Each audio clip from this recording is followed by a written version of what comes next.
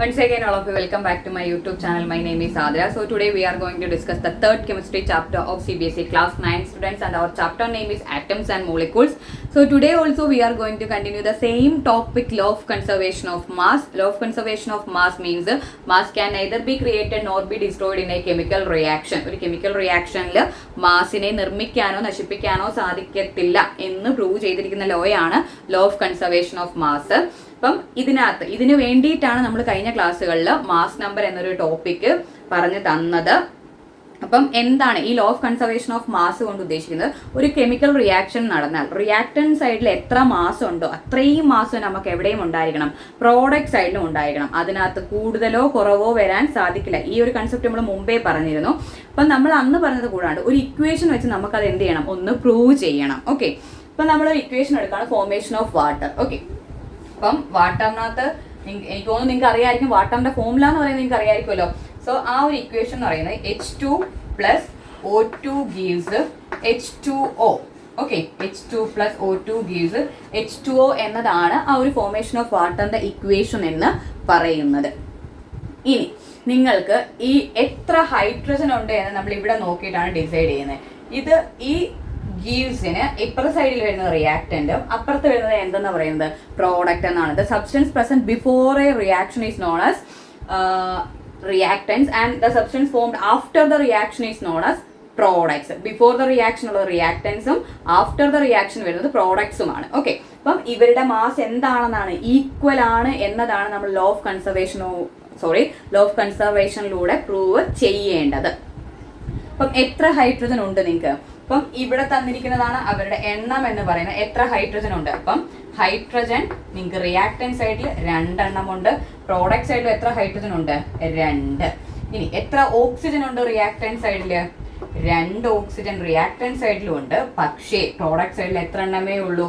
1 എണ്ണമേ ഉള്ളൂ. അപ്പം 2 എണ്ണത്തിന് വരുന്ന മാസ് എത്ര? അപ്പം ഒരു ഓക്സിജന്റെ മാസ് നമ്പർ നിങ്ങൾക്ക് അറിയാം അല്ലെ?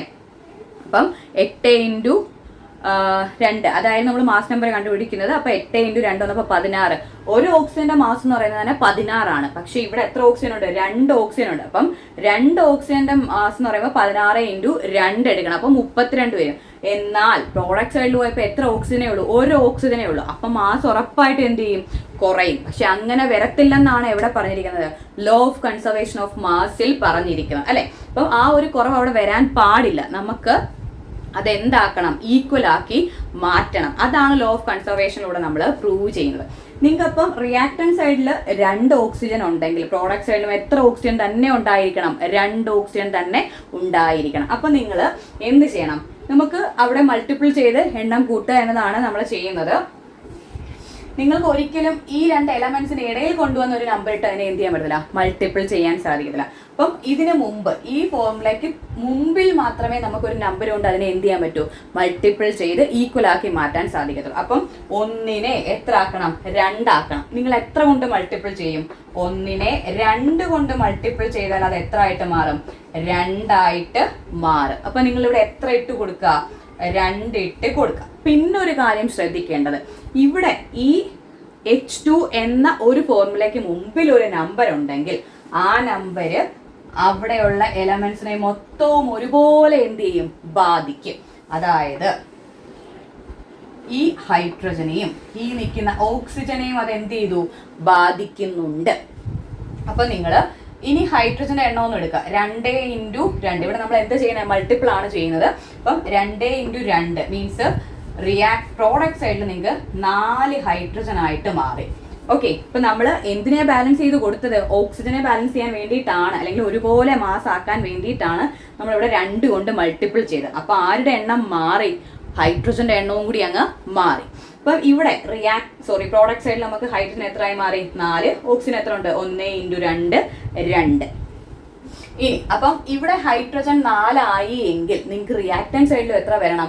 4 ഹൈഡ്രജൻ തന്നെ ഉണ്ടായിരിക്കണം. അപ്പൊ നിങ്ങൾ ഇവിടെ എത്ര കൊണ്ട് മൾട്ടിപ്പിൾ ചെയ്യണം? 2 ആണുള്ളത്. 2നെ എത്ര ആക്കി മാറ്റണം?